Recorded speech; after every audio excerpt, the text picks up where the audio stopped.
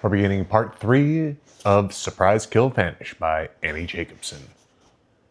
Part 3 is called 1981. Chapter 17, Reagan's Preemptive Neutralization.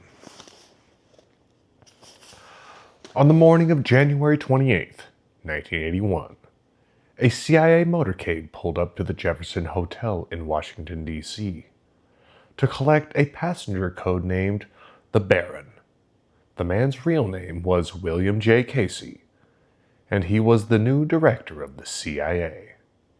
Age 67, this was the Bill Casey who used to run special operations behind enemy lines for the OSS. The man who found a loophole that allowed General Eisenhower to sign off on a plot to kill Hitler using Nazis who'd been turned. With his signature, thick-lensed glasses, jowled chin, and expensive but wrinkled suit, Bill Casey climbed into the back seat of an Oldsmobile outfitted with anti-mine plating and bulletproof windows that couldn't be rolled down. The chase car behind Casey carried 4 security agents with Uzis. In the advance car, a paramilitary operator sat shotgun, a .357 Magnum on his hip, and a submachine gun on his lap. The convoy drove to CIA headquarters in Langley, 12 miles away, breezing past security on the boulder barriers and through the grove of pine trees. The CIA's campus was beautiful, its sloping terrain dotted with white and gray buildings that had an air of grandeur. After a short drive, the motorcade pulled up to the entrance of the headquarters building, and Bill Casey climbed out, surrounded by his entourage. He intended to drive this way and to convey a message. The power of the CIA was soon to be restored. There was a new sheriff in town, as he was it. Bill Casey made his way through the marble foyer, past the CIA memorial wall, up a short set of stairs, and into the key-operated elevator reserved for senior intelligence service staff. He exited on the 17th floor and walked into the director's conference room to meet with his team. Casey then told these people what they needed and wanted to hear most, explains his biographer, Joseph Perisco,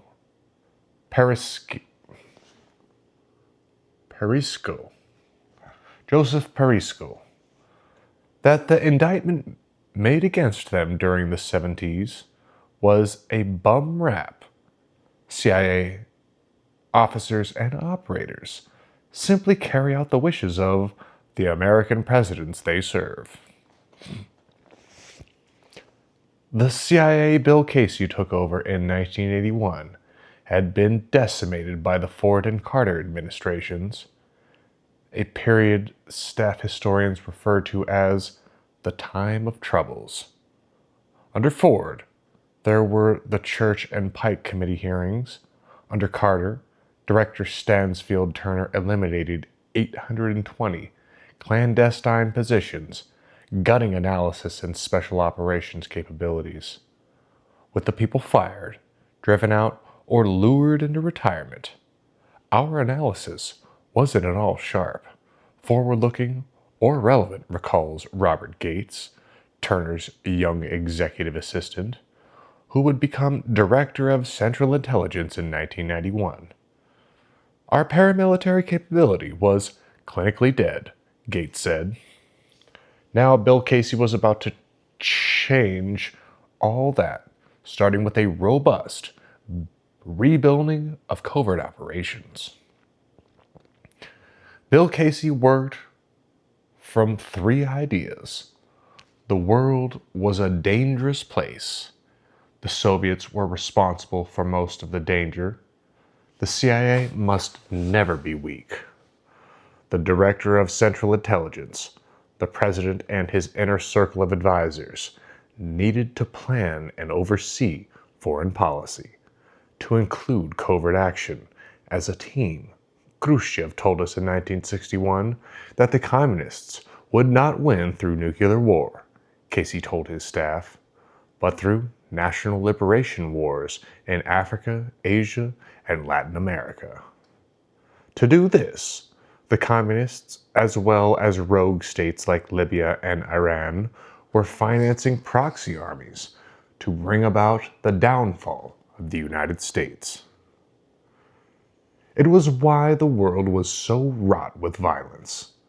Not exactly new in history, said Casey, citing how the ancient Romans used men from conquered countries to fight their enemies abroad. But the biggest emerging threat the CIA needed to confront, Casey warned, was that these countries also operate camps for training terrorists and insurgents to be sent around the world to practice and foment revolutionary violence. In 1981, these were prescient words. With the intention of fighting fire with fire, Casey asked 5 top deputies from the clandestine service to provide him with a clear-cut articulation of the agency's primary role, how it related to Delta Force and Green Berets, and exactly what is needed to reassert itself in hidden-hand operations around the world, starting with a statement of clandestine paramilitary doctrine. It's called for at this point, Casey said, because so many people at the CIA have forgotten where and how a clandestine paramilitary capability can be important. What does it won you?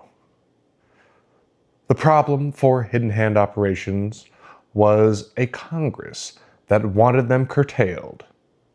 After Bill Casey finished reading the 130-page report on the Church Commission Guidelines for Covert Operations, he threw it on the table. "This kind of crap is smothering us," he shouted at his staff. "I'm throwing this thing out. You practically have to take a lawyer with you on a mission." Covert action was meant to serve as the president's hidden hand, not the town crier. Assassination as a threat to U.S. national security did not change with the Church and Pike Commission's investigations into the concept, Casey maintained. The way to reaffirm presidential authority was to create a new committee inside the executive branch to plan and oversee covert operations, where Eisenhower had the special group and Johnson had the 303 Committee.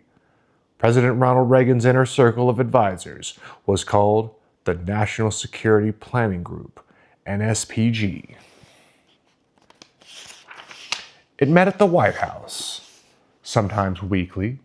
Casey, one of its 9 members, wanted closer full-time proximity than Langley to the president and the National Security Planning Group.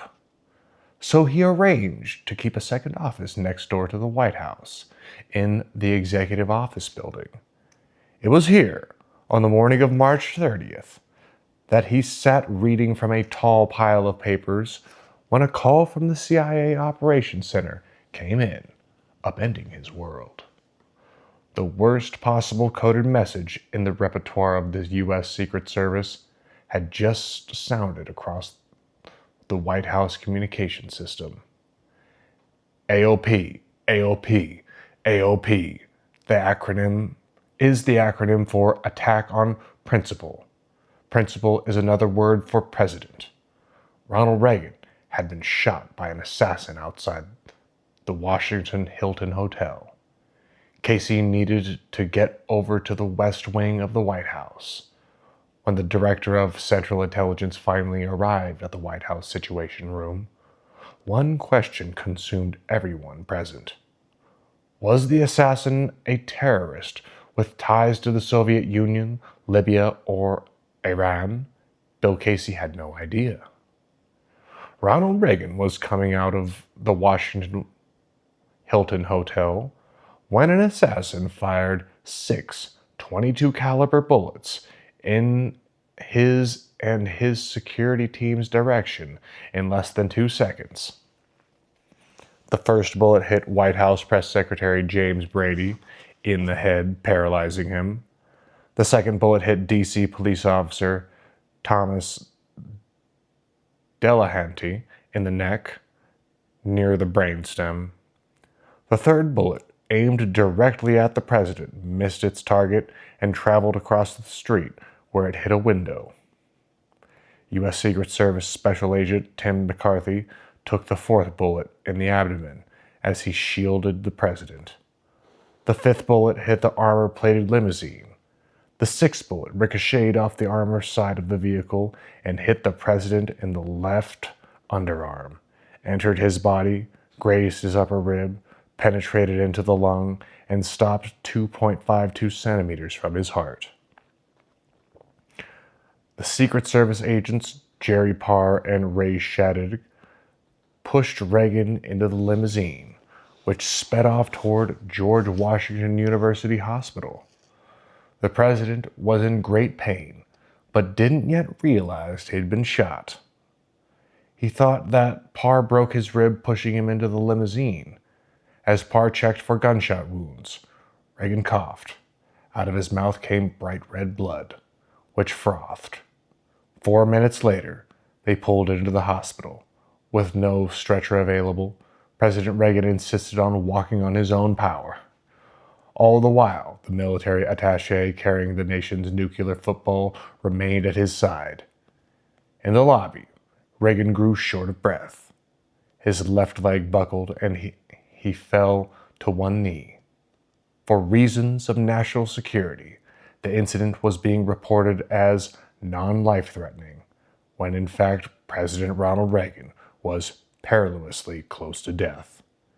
Ingrained in the psyche of every person in the national security apparatus is a fundamental: the center of power must never go down. An incapacitated president gives the enemy a dangerous window of opportunity to strike.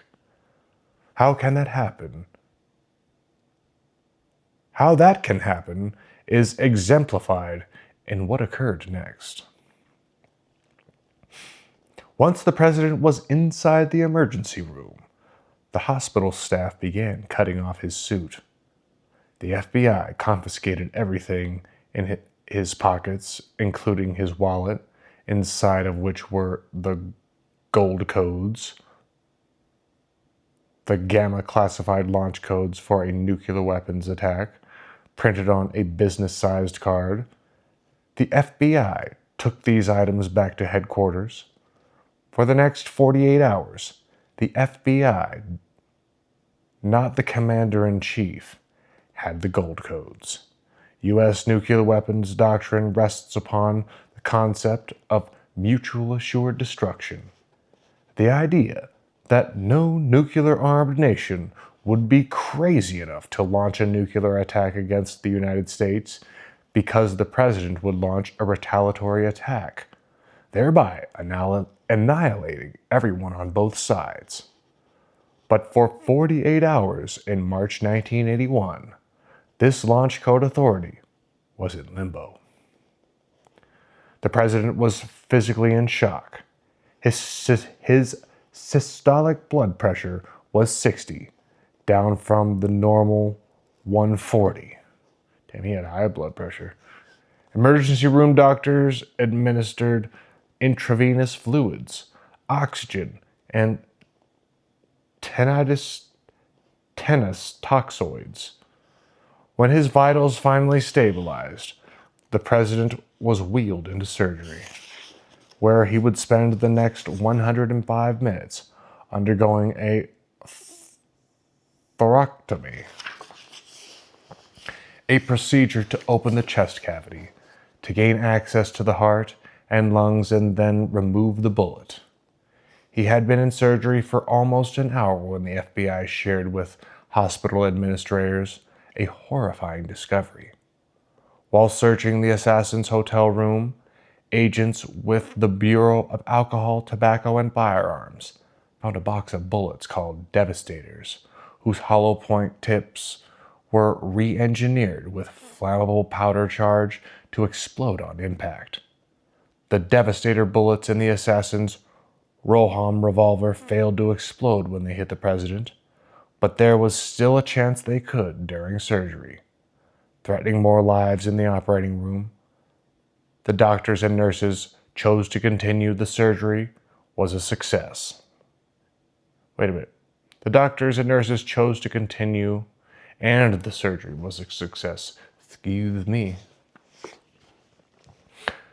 The U.S. Secret Service Special Agent Lou Merletti was in New York City when the assassin struck. He'd been assigned to the field office there, where he heard the news. We were all just stunned, he remembers, that the shooter was able to get off 6 shots in roughly 2 seconds. The Secret Service was like, whoa.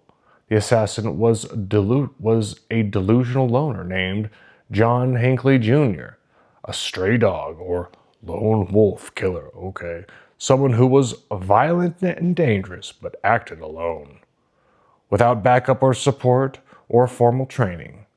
That a singleton like Hinckley could unleash this kind of lethality made clear what the consequences could be in the event of an orchestrated attack by a Black September-type terrorist organization.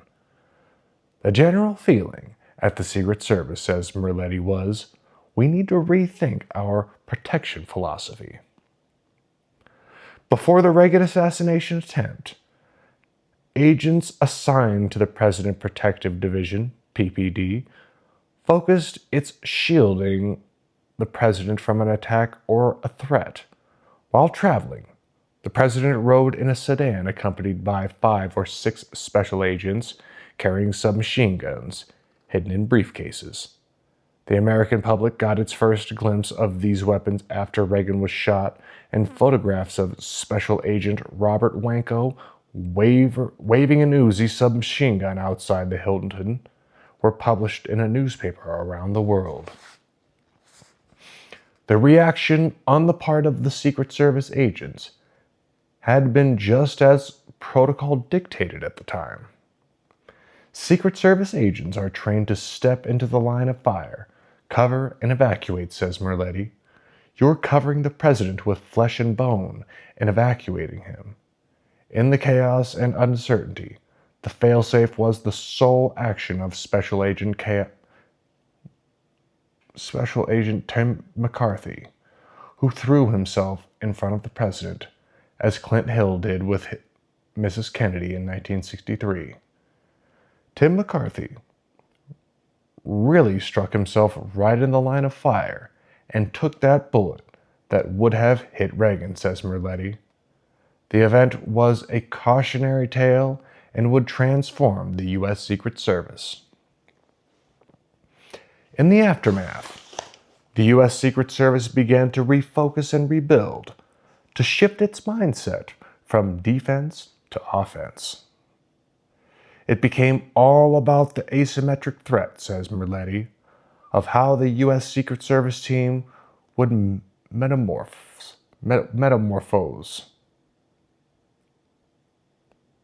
And these were lessons learned in Vietnam. A covert paramilitary unit called the Counter-Assault Team, CAT, would now shadow the president 24 hours away. Would shield the president 24 hours a day, 7 days a week. They have nothing to do with cover and evacuate, Merletti says of the CAT team.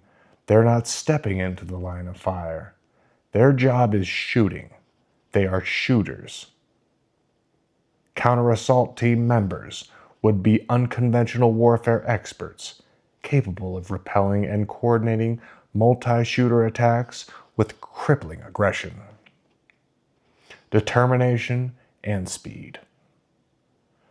The new philosophy was not simply to defend against an assassination, but to have a guerrilla warfare corps of Secret Service always there, anticipating an attack, as if the president were forever in a hostile environment, as if they were behind enemy lines. Kind of like somebody who's in charge that shouldn't be in charge, and if the people finally found out, they would need a very good protection force, wouldn't they? When Reagan was shot, there were roughly 5 part-time counter-assault teams already in existence. Units that worked with the PPD during high-profile presidential events following the assassination attempt. The Presidential Protective Division. I'm going to read that over. Units that worked with the Presidential Protective Division during high-profile presidential events. Following the assassination attempt on Reagan, says Merletti, the Secret Service decided periodic coverage by a counter-assault team was not enough. All existing counter-assault team members were transferred to Washington, D.C. to be with the president and vice president every day. All the time, because Lou Merletti had served as a Green Beret in combat. He'd already been selected as a member of counter-assault team by the time President Reagan was shot. Each team member was assigned a number, starting with 001, and because Merletti was the 7th member of the counter-assault team, his CAT member was 007. Other members joked that he was like James Bond. Team members were individually selected from the ranks of the Secret Service, identified for high levels of motivation, physical strength, and a paramilitary mindset. They would go through 7 weeks of training in irregular warfare tactics, close quarters combat, counter-ambush, counter-assault. We trained with Delta Force, British SAS, Navy SEALs, recalls Merletti. When it came to shooting, we were right there with them all, standing shoulder to shoulder. At their classified training facility in Beltsville, Maryland, counter-assault team members shot close to 1,000 rounds a month just to stay sharp. Now transferred to Washington, D.C., Lou Merletti excelled. On counter-assault team, you have to think that an ambush could happen at any moment, he says. Because of what I experienced in Vietnam, I could bring that concept to protection. I always did. We used to say we were on a war footing. Agents were hyper-vigilant, never allowing their minds to wander, never daydreaming about a ball game or a beer. The concept of speed, surprise, and violence of action undergirded every move.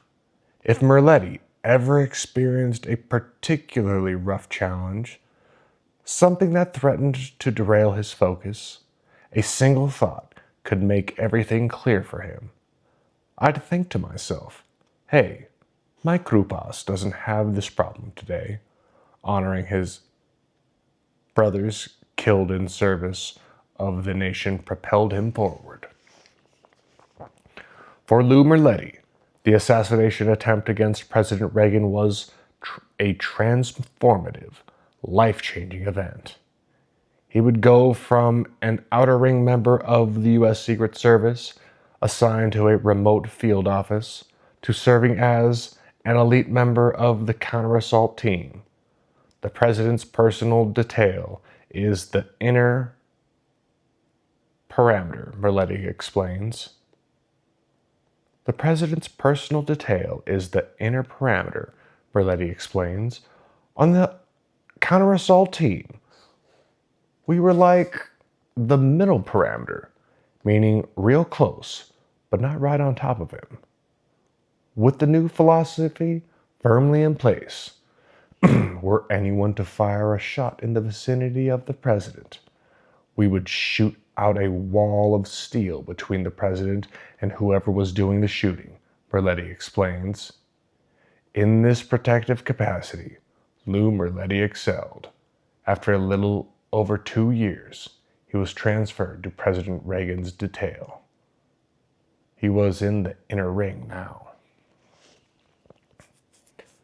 That the assassin, John Hinckley, was mentally ill and not an agent of a foreign government, and did not mean that assassination threats from foreign governments did not exist. Bill Casey, a practicing Catholic, was particularly worried about the Pope. John Paul is a very controversial figure, and a fanatic could try to kill him, he told colleagues. Moscow's fear of the Polish Pope's power as a religious figure was of particular concern to Casey. The Pope wielded great influence among Catholics in his homeland, and the Kremlin rightly worried that this sway could have a domino effect across the entire Eastern Bloc, that it could lead to the collapse of communism. I told the Pope we had no hard evidence that he was in danger, Casey said. Still, he asked officers with Technical Service Division to share with the Vatican their designs for a specially fitted flak jacket that the Pope could wear under his white silk cassock. But the Pope opposed the idea of wearing a bulletproof vest. It went against everything his papacy stood for, he said. For this reason, the Pope was not wearing a flak jacket on the afternoon of May 13, 1981, when shots rang out in St. Peter's Square. It was 5:18, and the Pope had just kissed a little girl and was handing her back to her mother when an assassin's bullet struck him in his stomach, penetrating his small intestine. Blood spurted out of the bullet hole, causing his white cassock to become stained with bright red blood. As he began to collapse, a second bullet struck his right hand, and then a third bullet tore into his arm. An aide flung himself over John Paul, shielding the Pope with his own body. "Drive," shouted one of the papal bodyguards. "The Pope has been shot," wailed someone in the crowd. With far too many people in St. Peter's Square, the Pope-mobile, a Fiat, could not go any faster than 2 miles per hour.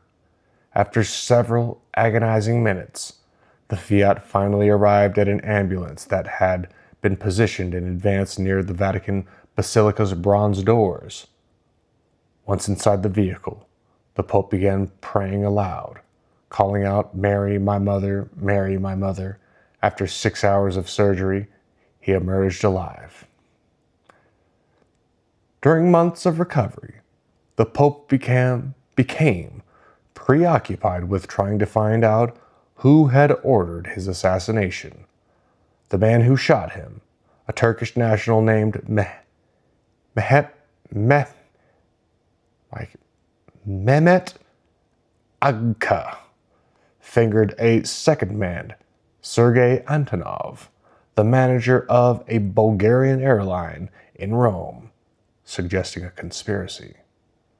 Bulgaria's secret services maintained close ties with the KGB. It was understood that the CIA It was understood at the CIA that when Moscow needed a wet-op, a euphemism for assassination derived from the KGB's Directorate of Liquid Affairs, it turned to Bulgarian and Romanian secret security services.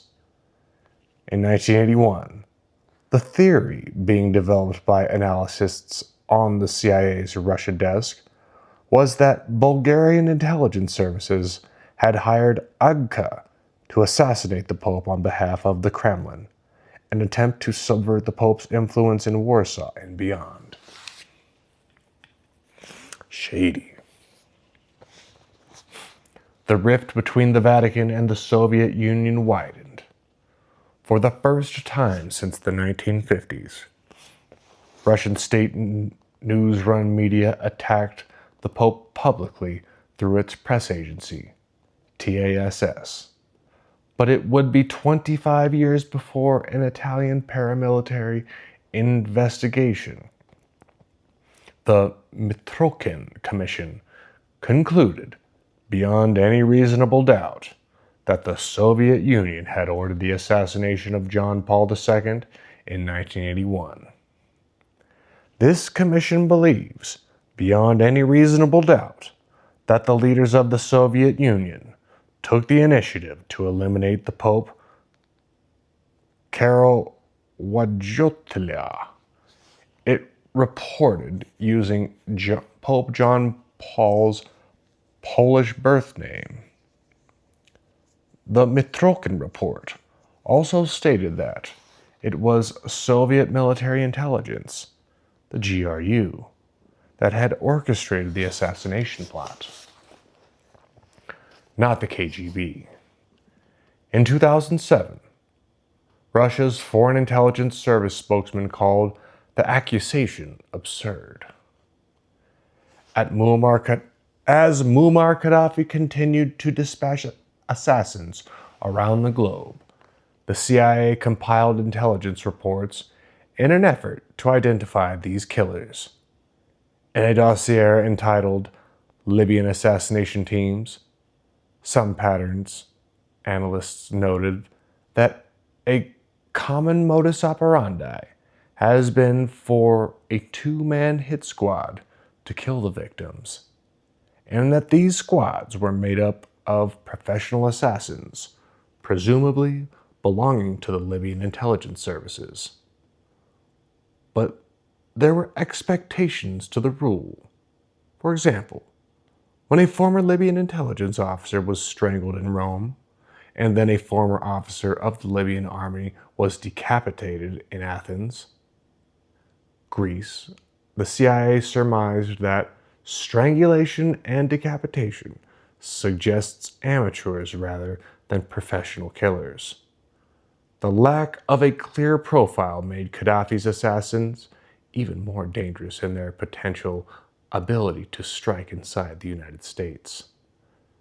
There were persistent threats by Gaddafi, Lou Merletti says of this time, not only against President Reagan, but also aimed at Vice President George H.W. Bush, CIA Director Bill Casey, Secretary of State Alexander Haig, and several members of Congress. While the Secret Service improved its precautionary measures, the CIA devised a plan to eliminate Gaddafi. Max Hugel, CIA Deputy Director of Operations, the new name for the clandestine services, was dispatched to the House Permanent Select Committee on Intelligence with a plan to overthrow the Libyan leader. But the committee shot the plan down and sent a strongly worded letter of protest to the president. The State Department was also concerned. Gaddafi's ire was not limited to the United States. There is evidence of Libyan-backed assassination plots against Arab leaders, Foreign Service officers were told, and this included President Namidi of the Sudan, Jordan's King Hussein, and Iraq's Saddam Hussein. But the person at the top of Gaddafi's hit list for the Arab world was President Anwar Sadat of Egypt. Gaddafi was a busy man. Sadat was a traitor to the Arab world, Gaddafi said. As a result of President Carter's historic Camp David Accords, the president of Egypt had signed a peace deal with the Prime Minister of Israel. In response, Gaddafi issued a standing offer of $1 million to anyone who would assassinate Sadat. In a news conference, Sadat called Gaddafi a vicious criminal, 100% sick and possessed of a demon. President Namidi of Sudan claimed that Gaddafi had a split personality, both of them evil. Even Yasser Arafat called Gaddafi a madman.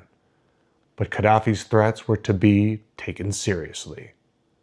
By the summer of 1981, his hit teams had assassinated more than a dozen Libyan emigres living abroad.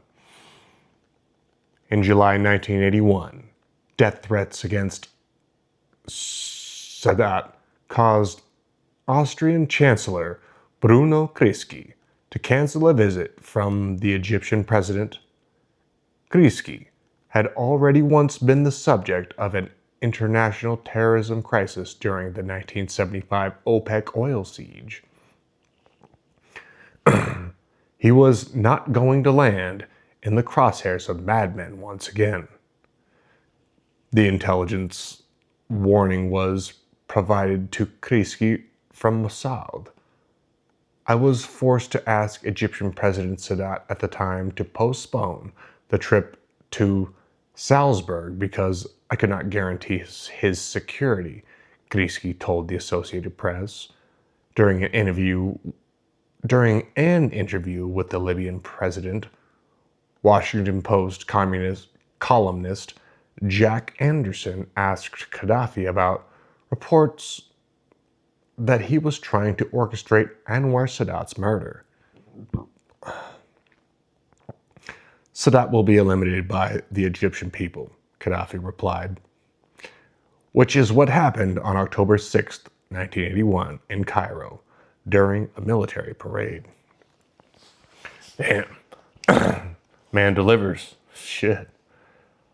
President Anwar Sadat and a group of dignitaries had gathered in a 1,000-person military stand in Cairo to celebrate the 8th anniversary of the Yom Kippur War. Security was intense, with 4 layers of military guards positioned in an outer perimeter and 8 bodyguards in Sadat's inner ring. Sadat, in full military dress, sat in the front row behind a 5-foot-thick cinder block barrier. As the ceremony began, Egyptian Air Force Mirage jets flew overhead, and a convoy of military trucks passed by the stands. Inside one of them, an Egyptian army lieutenant named Khalid Islamboli put a gun to the driver's head and ordered the man to stop. With 300 grenades concealed under his helmet, Islami leapt out of the vehicle and approached the president. Several gunmen with AK-47s hurried along beside Islamboli. The president thought the killers were part of the show, Sadat's nephew told CNN. As the men approached the stands, Sadat stood and saluted them.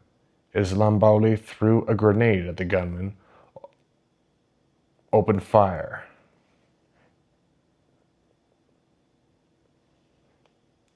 It took Sadat's bodyguards 40 seconds to respond, suggesting a conspiracy. The attack lasted 2 full minutes. Anwar Sadat was riddled with bullets and fatally wounded. By the time he arrived at the hospital, he was dead. 11 men seated near him were killed, including the Cuban ambassador, a general from Oman, a Coptic bishop, and an Egyptian government bureaucrat. 28 people were wounded, including Egypt's vice president, Hosni Mubarak, Ireland's Minister of Defense, and 4 U.S. military liaison officers. The assassins were carrying out a fatwa, a religious decree issued by a radical Egyptian cleric named Omar Abdelrahman, who went by the nom de guerre, the Blind Sheik. The CIA watched anti-American governments and their proxy armies rejoice. In Iran, Ayatollah Khomeini declared Khalid Islamboli a hero and a martyr. The state issued a stamp in his honor, showing the assassin shouting behind prison bars, "I am very proud that my son killed Anwar al-Sadat," the assassin's mother said in an interview with the Associated Press. Some call him a terrorist. Sadat sold out the country to the Jews. My son admired Iran. In Beirut, Lebanon militia groups gathered to celebrate, firing their weapons in the air and chanting Allahu Akbar. God is great. Across Libya, celebrations broke out in the streets. One of the last remaining diplomats in Libya described what he witnessed as ghastly jubilation. On the state-run radio in Tripoli, the government called for a revolt by the Egyptian masses and encouraged the military to overthrow the government. It was a terrible example of the power of assassination as a political tool. Peace in the Middle East was off the table. 2 days later in Washington, D.C., a former CIA officer named Cord Meyer took to the airwaves to express his opinion. If Libya had been taken care of 2 years ago, last year, this year, Sadat would probably be alive today, he said. In an editorial for the Washington Street Journal, Meyer suggested that the CIA should be unleashed. The statement underscored a concept that was being secretly developed as a national security tool for the president, one that would have a ripple effect moving forward. At the White House, the president's National Security Planning Group began discussing the concept of preemptive neutralizations, of killing a would-be assassin or member of a terrorist organization before he had the opportunity to strike. Preemptive neutralization moved covert action counterterrorism policy from a defense position, as in waiting to be shot at, to an offensive one, as in striking first. If assassination was illegal as per the Hague resolutions, preemptive neutralization would now be a legal extension of Article 51 of the United Nations Charter, the inherent right of self-defense. President Anwar Sadat's funeral took place on October 11, 1981. Just hours before, the White House issued a statement explaining that President Reagan would not attend. There were reports that Gaddafi planned to assassinate Reagan at the funeral. It was a solemn affair, thinly attended. Former President Carter, Nixon, and Ford were there, with Alexander Haig standing in for the president. Also in attendance was the Prime Minister of Israel, Menachem Begin. Co-recipient was Sadat of the 1978 Nobel Peace Prize. The President of Sudan, the Sultan of Oman, and the President of Somalia were the sole Arab leader presidents. No one wanted to poke the bear that was Arab terrorism, except Bill Casey. In less than 60 days, President Ronald Reagan signed Executive Order 12333, reiterating the already existing ban on U.S. intelligence agencies from sponsoring or carrying out an assassination, but with new language. No person employed by or acting on behalf of the United States government shall engage in or conspire to engage in assassination, the President decreed. The fine print of the new executive order spent many paragraphs clarifying specific words used in the earlier assassination bans issued by Presidents Ford and Carter. But the word for assassination was not one of the words defined. Major Tyler J. Harder of the Judge Advocate General's Corps, U.S. Army, suggests why. That an ambiguously broad term like assassination would go undefined to support a conclusion that a definition of assassination was intentionally omitted. The proscription against assassination was evolving into an allowance for preemptive neutralization. To argue his position, Bill Casey referenced one of the covert actions that had been authorized by President Carter, a large-scale operation to supply weapons to anti-Soviet holy warriors called Mujahideen in Afghanistan. We're arming the Afghans, right? Casey argued. Every time a Mujahideen rebel kills a Soviet rifleman, we are engaged in assassination. This is a rough business. If we're afraid to hit terrorists because somebody's going to yell assassination, it'll never stop. The terrorists will own the world. They'll know nobody is going to raise a finger against them. From December 4th, 1981. On out, there would be a great flexibility in how targeted killing could be undertaken, and in what circumstances, so that it was not assassination. As he had done with the OSS operational plot to kill Adolf Hitler, Bill Casey had again found his legal loophole. In the fall of 1982, an angry, pious 20-year-old Lebanese militant from a poor Shia family was going around Beirut looking for a large quantity of explosives.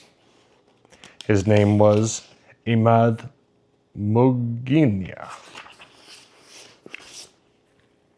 He was known locally as the boss of a gang of thugs enforcing Islamic laws and modest conduct on the streets of Beirut, says journalist Ronan Bergman, who notes that around the same time, Israeli intelligence began receiving reports from local assets of an extremist, uninhibited psychopath who was kneecapping hookers and drug dealers around the city. In 1982, the CIA had not yet heard of him, but over the next 25 years, Imad Mughenia would have more impact on U.S. presidential policy regarding assassination than any other individual in history, including Osama bin Laden. 4 years earlier, Mughenia had been recruited into the Palestinian Liberation Organization by Black September's Ali Hassan Samaleh, the Red Prince. Mughenia, an excellent young sniper, was assigned to Force 17, Yasser Arafat's security detail and the elite force of the PLO's Fatah Party. Samaleh took Mughenia under his wing until Mossad assassinated Samaleh in 1979. After Samaleh and 4 of his bodyguards were killed by a car bomb, Mughenia shifted his allegiance over to Iran. It is not known if Mughenia was aware of the fact that his mentor also worked for the CIA. For Mughenia and the violent radicals like him, it was becoming clear that Iran's Ayatollah Khomeini had the best interests of Shia Muslims like Mughenia in mind. Yasser Arafat sought gains mostly for himself and the PLO. Iran wielded far greater power. Look what they'd done to the United States in Tehran in 1979. The Americans had been humiliated by the U.S. Embassy takeover. The world reminded of its impotence for 444 days as Iran held American hostage. Recently, at the behest of Ayatollah Khomeini, the Iranian Islamic Revolutionary Guards Corps had created a proxy army, or hidden hand army, to carry out covert operations in Lebanon and elsewhere. This proxy army would become known as Hezbollah, the Party of God. Although they still used a variety of pseudonyms, including Islamic Amal and Islamic Jihad, after the death of Samaleh, Mughenia sought to raise power within the terrorist group, which is why he was looking out for explosives in the fall of 1982. He wanted some explosives and wondered whether I had some for him. I laughed and thought he was crazy. Who would want to blow themselves up? Bilal Sharara, a well-known member of Fatah, told journalist Nicholas Blanford in 2009. Muginya knew who, exactly, teenagers following the orders of Ayatollah Khomeini. In the early days of the Iran-Iraq War, thousands of these young children were sent to their deaths by the Ayatollah as suicide bombers. Orders to clear landmines with their own bodies so as to make way for Iranian infantry troops and advance Iran's front line into Iraq. Years later, New York Times reporter Terrence Smith interviewed survivors of these human wave assaults and learned of frightened Iranian children being drugged with an opiate drink called martyr's syrup, bound together in groups of 20 with machine guns at their back, ordered to keep moving forward, to walk to their deaths. Across their child-sized uniforms, a message had been stenciled. I have the special permission of the Imam to enter heaven. This appears to be the first reporting of modern-day suicide bombers, unwilling participants ensnared in a wicked, irregular warfare tactic designed by Ayatollah Khomeini. Hatred of the enemy was a motivator, and Imad Muginya told Arafat's deputy he had a 17-year-old friend named Ahmad Qasir, who was willing to sacrifice himself in the struggle against Israel. The delivery of explosives was arranged, and on November 11th, Ahmed Qasir drove a Peugeot packed with 2,000 pounds of explosives up to the Israeli army headquarters in Tyre, Lebanon. The teenager fingered a trigger device and detonated himself, destroying the building and killing 75 Israeli soldiers, policemen, and intelligence agents with the Shin Bet, the Israel Security Agency. The dead teenager's handler, Imad Muginya, had made his mark and would now advance to operations chief for Hezbollah. Muginya's next target was the United States. A bold and unprecedented move. Hezbollah had never been directly targeted. Hezbollah had never before directly targeted the United States with a mass casualty attack.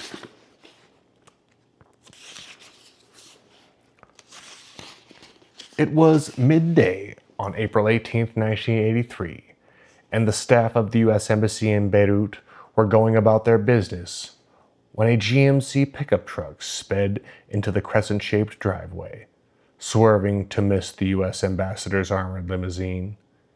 In the back of the truck, hidden under a tarp, were 2,000 pounds of explosives.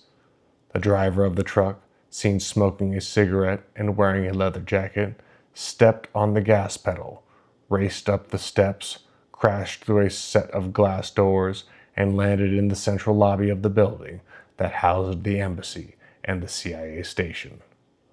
The suicide bomber detonated, collapsing part of the building. 63 people were killed, including 17 Americans, most of them from the CIA. Lebanese pedestrians, motorists, and visa applicants were also killed. In the days that followed, body parts and pieces of skin kept washing up on the beach. Among the dead was CIA case officer and Near East director Bob Ames. One of his hands was found floating a mile out at sea, his wedding band still on his ring finger. Herein lay the stark reality of covert action operations. Bob Ames had been Ali Hassan Samalek's case officer and handler before the Red Prince was assassinated by Mossad. Now Samalek's terrorist protege, Imad Muginya, had succeeded in killing the CIA's Bob Ames With a majority of its staff wiped out, the CIA dispatched a paramilitary officer named William Francis Buckley to take over as the news station chief in Beirut. Bill Buckley, 56, had worked for the CIA since the Korean War. Most details of his work remain classified. In Vietnam, Buckley served as Deputy Chief of Provincial Reconnaissance Unit. Provincial Reconnaissance Unit, PRU, the lethal direct action arm of the Phoenix program. He was quintessential CIA. Mild-mannered and unassuming on the surface, but brave, bold, and determined, says his friends. Buckley was comfortable in chaotic, dangerous places. After Vietnam, he ran covert operations in Zaire, Pakistan, and Egypt, where he trained Anwar Sadat's bodyguards in close-quarters combat. Unmarried, Buckley was known to volunteer for positions in many of the most dangerous CIA stations in the world. He'd served in Beirut Station several years prior, but was forced to leave after his cover was blown. Going back into a war zone like Beirut without cover of anonymity was dangerous, but Bill Casey appealed personally to Buckley. They both knew that Iran's proxy army, later identified as Hezbollah, had to be stopped. Bill Buckley's assignment was to rebuild for the CIA the asset base that Imad Mughniyah's mass casualty attack had destroyed. But the Hezbollah terrorists had only just begun. 6 months after the U.S. Embassy and CIA station in Beirut were blown up, 2 suicide bombers struck again, this time with explosive-laden trucks. One crashed into the U.S. Marine Corps barrack compound at Beirut Airport, killing 241 U.S. servicemen.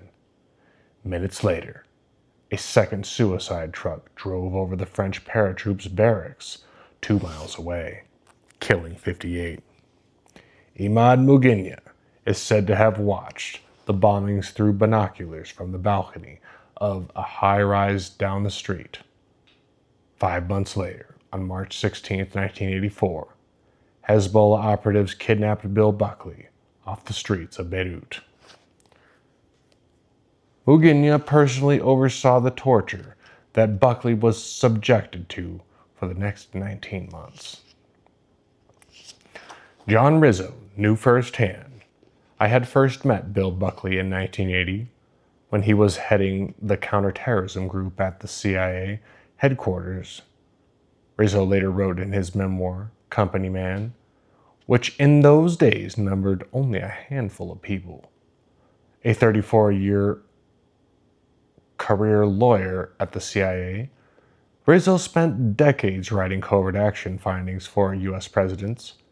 After Bill Buckley was kidnapped, he was called into a meeting with Casey.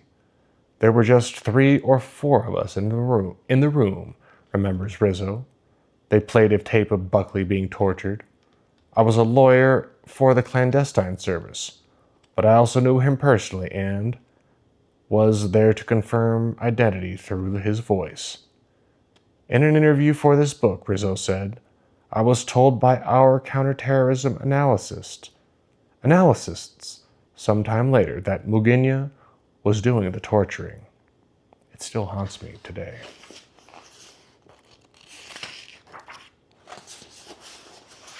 At the CIA, the level of anguish among Buckley's colleagues was palpable. The quest to rescue him became Bill Casey's personal crusade. Casey ordered that all the stops be pulled out to locate him. Wiretaps, bribes, satellite surveillance. Man, explains Rizzo.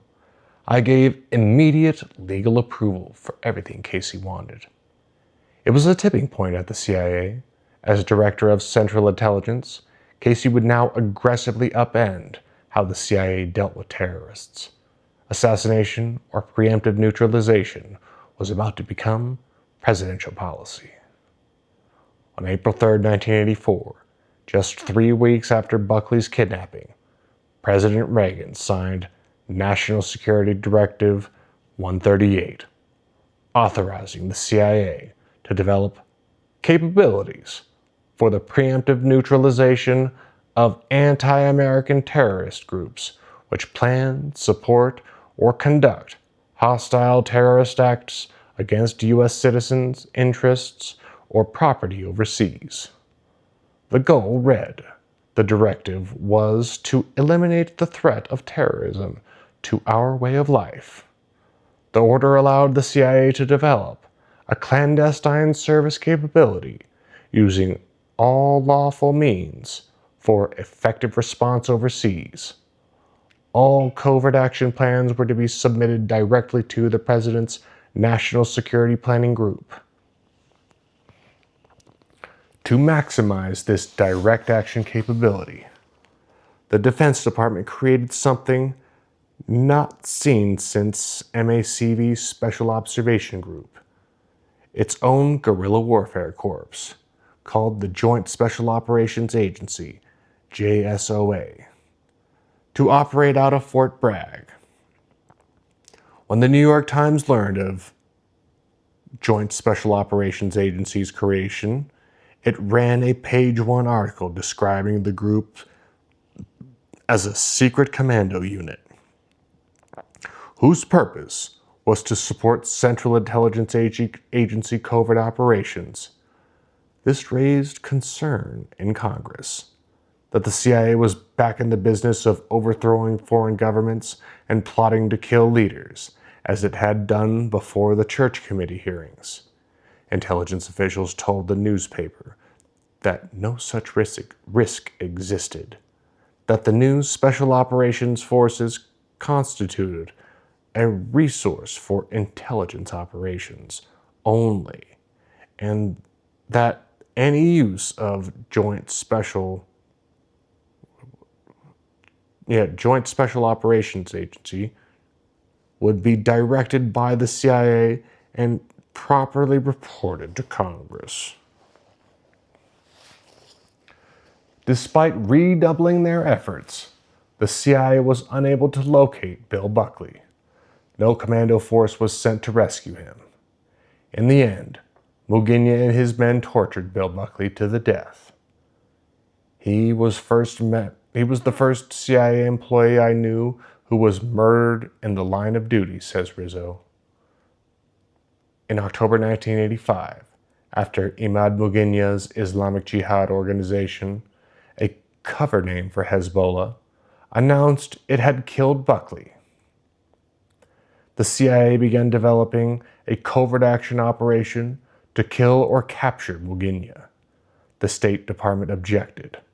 We used to have arguments within the executive branch between those who advocated assassinations and those who insisted it was illegal, recalls Ambassador Robert Oakley, the State Department coordinator for counterterrorism at the time. It was Ambassador Oakley's view that assassination was like the mythical beast, the Hydra. If you cut off the head of the snake, 10 more snakeheads grew. Bill Casey disagreed and took the issue directly to the president. The CIA believed Mugenia to be in Paris. Oakley later wrote, Oakley argued against the CIA taking action against the terrorist. While I was briefing the Secretary of State, he got a call from Bug McFarlane of the National Security Council. Bud said that the president had approved Director of Central Intelligence Bill Casey's recommendation to kidnap Mugenia off the streets of Paris. Paramilitary operators raided the hotel room where Mugenia was believed to be staying. They found a 50-year-old Spanish tourist, not a 25-year-old Lebanese terrorist, Oakley recalled. From the perspective of the CIA, it was time to formalize operations, to have a center at the CIA dedicated to combating terrorism. On February 2, 1986, the first The CIA's first counterterrorism center opened its doors. It was renamed the Counterterrorism Center in 2005.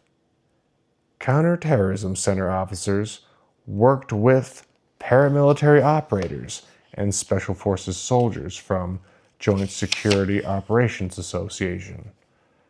The center would employ scientists and engineers from the Directorate of Science and Technology and Analysis, from the Directorate of Intelligence. It would be a new kind of place, said its first director, Dwayne Dewey Claridge, a fusion center. Vincent Canistararo, a member of the National Security Council at the time, and a future chief of operations at the Counterterrorism Center, explained the thinking in 1986. Bill Casey saw the Counterterrorism Center as basically an all-capabilities center to stop terrorists, that we would go out and snatch terrorists and hit them before they could act. Who to go after, the targets, would be determined by counterterrorist center analysts pulling data from all available sources, human, signal, imagery, but this center would also have the capability of actually being an action element to go out there. Canistararo says, to go out and kill or capture enemies of the United States before they had a chance to strike.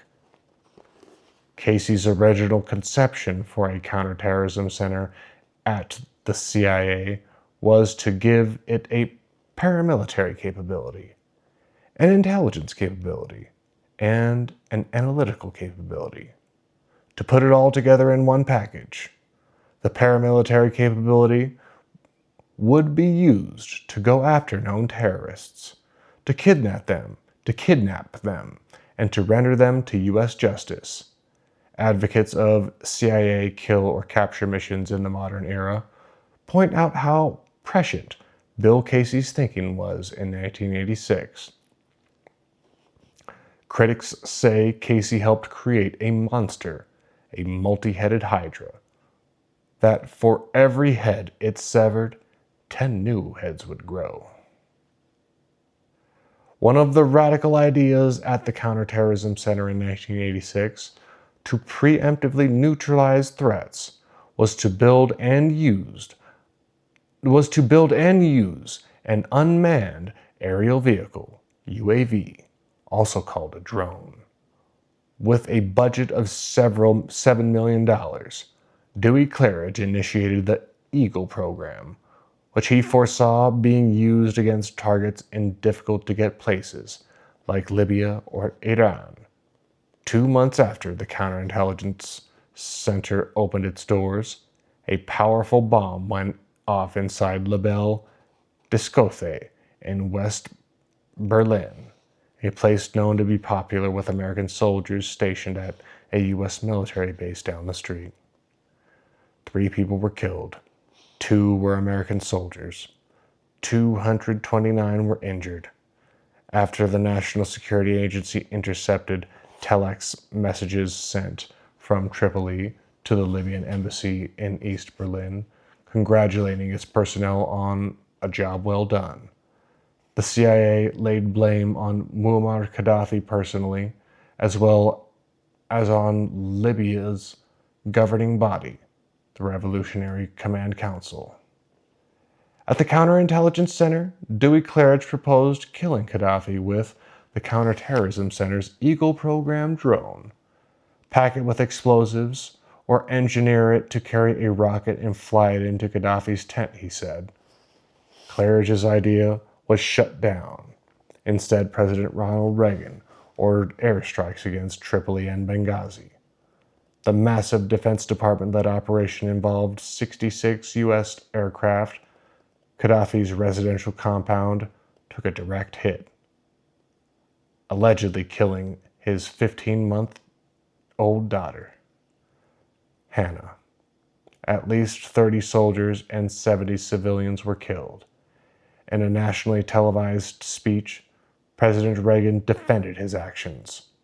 When our citizens are attacked or abused anywhere in the world or on the direct orders of hostile regimes, we will respond. So as long as I am in this office, anyone who dared suggest the United States had tried to assassinate Gaddafi was wrong, the president said. That America was simply exercising its right to self-defense as defined by Article 51 of the United Nations Charter. At the CIA, Dewey Claridge cried false virtue.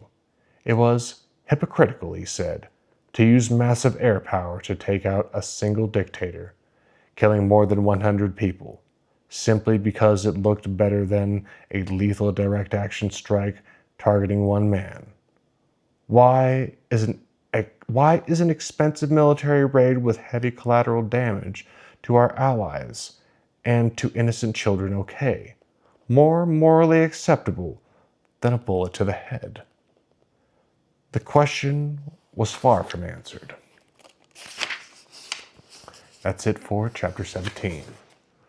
Until next time.